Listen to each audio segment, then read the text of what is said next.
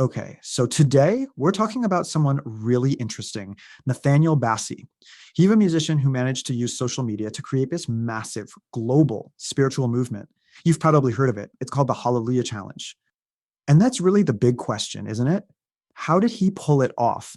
In a world where we're all just endlessly scrolling, how does one guy get hundreds of thousands of people to just stop and join an hour of worship? And I'm not exaggerating the numbers here. At its peak, the Hallelujah Challenge had over 600,000 people watching at the exact same time. That's bigger than the population of a lot of cities, all tuned in together.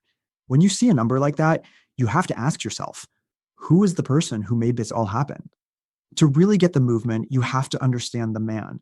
And Nathaniel Bassey's story is all about this fascinating dual identity, which, as you'll see, is totally key to his success.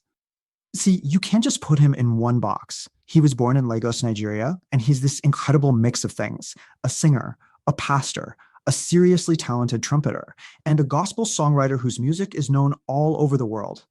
His life really balances these two connected worlds. On one hand, you have the musician, the jazz trumpeter, the gospel artist. But on the other hand, he's the pastor, deeply involved with the Redeemed Christian Church of God, which is one of the biggest denominations in Nigeria. For him, these two things aren't separate at all. They're woven together, and that's what gives his work this really unique, authentic feel. And that blend is really his secret sauce. His music isn't just one thing. He pulls in jazz, traditional worship songs, old hymns, and medleys.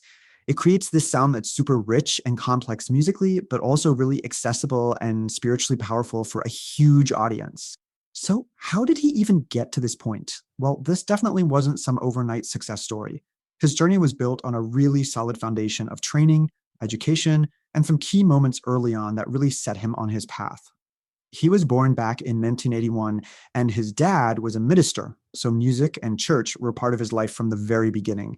He started honing his trumpet skills with the Rhodes Orchestra, but then he took this interesting detour. He actually studied politics in Lagos and London before officially going to school for music.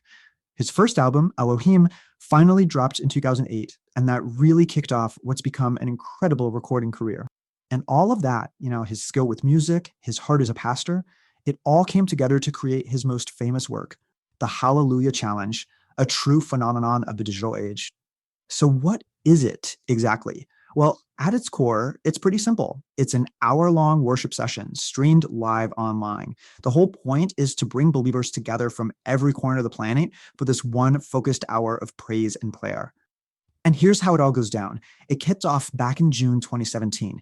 He goes live on Instagram, Facebook, YouTube, all the big platforms. And he does it for just 1 hour, right in the middle of the night, from midnight to 1 a.m. Nigerian time. What started as just this idea quickly blew up into this huge, highly anticipated annual event for a massive online community. But here's the thing. The Hallelujah Challenge isn't just some one-hit wonder. It's really the peak of a long, consistent, and incredibly productive career that just perfectly blends his music and his ministry. I mean, just look at his track record. It shows this amazing consistency. For more than a decade, he's just been putting out this steady stream of music, a major album almost every year or two. This constant creative drive has been absolutely essential to building his audience and his influence over time.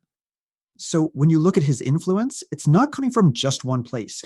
It's this powerful combination. You've got his songwriting, his incredible skill as a jazz trumpeter, his powerful live worship, his smart use of social media, and that genuine pastoral leadership. Every single piece makes the others stronger. And this right here is the key to everything. The genius of what Nathaniel Bassey does is that he builds a bridge. He takes these very old traditional practices of worship and prayer and connects them perfectly with the most modern digital tools we have, making them feel fresh and accessible to a whole new generation. When you step back and look at it, his story is really this amazing case study. It proves that a single, focused, authentic vision, when you pair it with the right technology, can just shatter borders and build a huge, deeply engaged community all over the world. And that leaves us with a really fascinating question to think about. As our lives get more and more digital, what does that mean for the future of things like faith and community? Maybe, just maybe, what Nathaniel Bassey is doing is giving us a little glimpse of one possible answer.